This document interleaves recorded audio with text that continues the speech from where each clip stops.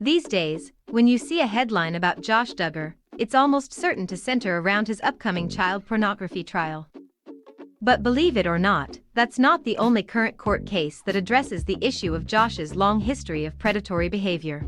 The very first major Duggar scandal is making news again this week, thanks to developments in a civil case involving Josh and several of his sisters. As you may recall, Josh molested 5 girls while he was still in his teens.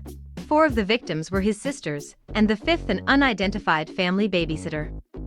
The Duggars managed to keep these incidents under wraps for years, but they came to light in 2015 thanks to a FOIA request filed by In Touch. Having obtained police records pertaining to the incident, the tabloid reported not only that Josh was a serial molester, but also that his parents assisted him in avoiding prosecution for his crimes.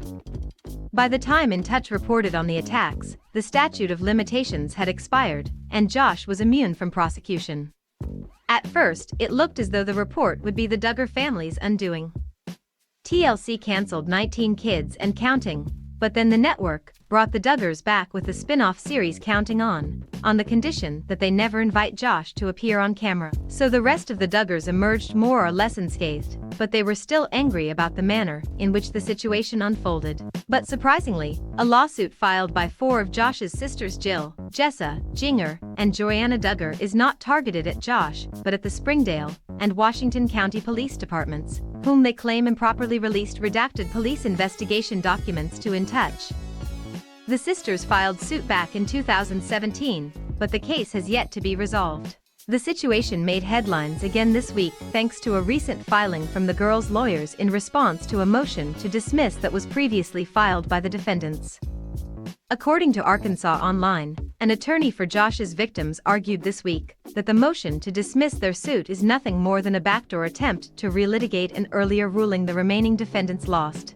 Several defendants have been dropped by the case, but the motion to dismiss was filed on behalf of Major Rick Hoyt of the Washington County Sheriff's Office, Ernest Cate, Springdale City Attorney, and former Police Chief Kathy O'Kelly.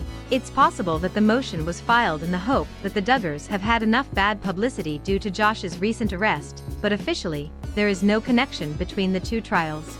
It's unclear when the sisters' case will go to court, but it sounds like the police and sheriff's departments have no interest in reaching a settlement. As for Josh, he's set to appear in court on November 29th for the beginning of his child pornography trial. If convicted, he faces up to 20 years behind bars. We'll have further information on these developing stories as more information becomes available.